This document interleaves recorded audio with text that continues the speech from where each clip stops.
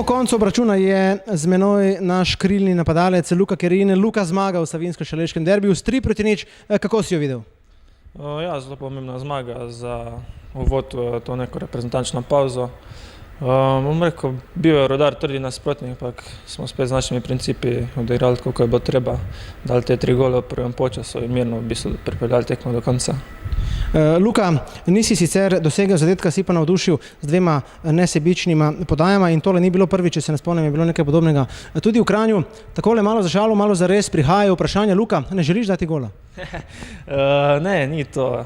Rad podam, če vidim, da je soigralec sam, mislim, da je to tudi dobro za vzdušje v ekipi.